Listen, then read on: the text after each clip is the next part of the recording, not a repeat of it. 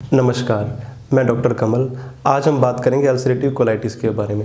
Ulcerative colitis के लिए कहा जाता है कि ये एक ऐसी डिजीज़ है जिसका इलाज पूरी दुनिया में कहीं संभव नहीं है, लेकिन ऐसा बिल्कुल भी नहीं है। आयुर्वेद है तो संभव है। क्या होता है अल्सरेटिव कोलाइटिस?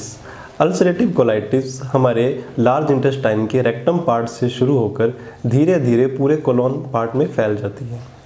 अल्सरेटिव कोलाइटिस हमारी इंटेस्टाइन की दोनों लेयर म्यूकोजा और सब म्यूकोजा दोनों को इफेक्ट करती है। क्यों होता है अल्सरेटिव कोलाइटिस? अल्सरेटिव कोलाइटिस का कारण आज तक पूर्ण तरह से स्पष्ट नहीं हो पाया है।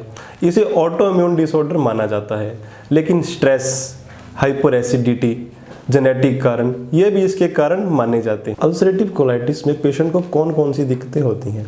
अल्सरेटिव कोलाइटिस के अंदर पेशेंट को लेफ्ट लोअर क्वाड्रेंट में पेन होना, अर्थात पेट के नीचे वाले हिस्से में बाईं ओर दर्द होना। डायरिया विद ब्लड के साथ खून के दस्त लगना, यानी खून के दस्त लगना, दस्त के अंदर म्यूकस पस का भी आना। नॉकटर्नल डायरिया, रात को दस्त लगना। फटीकनेस, थके हुए महसूस करना।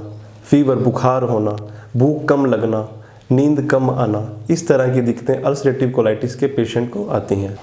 अब हम बात करते हैं अल्सरेटिव कोलाइटिस के ट्रीटमेंट के बारे में। अब तक जो हम अल्सरेटिव कोलाइटिस के ट्रीटमेंट जो चल रहा है उसे देख रहे हैं, उसके अंदर एलोपैथी डॉक्टर्स क्या करते हैं कि पेशेंट को सिम्टोमेटिक ट्रीटमेंट देते हैं। किसी पेशेंट को डायरिया है तो उसे डायरिया रोकने के लिए मेडिसिन दे दी, किसी पेशेंट को वीकनेस है तो उसके लिए कुछ उसे ट्रीटमेंट दे दिया। लेकिन ऐसा नहीं है, वो सिर्फ उसकी बीमारी को ठीक नहीं कर रहे, सिर्फ सिम्टम्स को ठीक कर रहे हैं। जो बीमारी है, जो अल्सरेटिव कोलाइटिस है, जो इंटेस्टाइन की बीमारी है, वो उसी रूप से बनी हुई है, लेकिन बस वो सिम्टम्स को रोका जा रहा है। धीरे धीरे मेडिसिन की डोज को बढ़ाया जा रहा है। जैसे जैसे उम्र बढ़ रही है मेडिसिन की डोज बढ़ रही है, लेकिन पेशेंट ठीक नहीं हो रहा और ना ही होगा। तो पेशेंट ठीक कैसे होगा?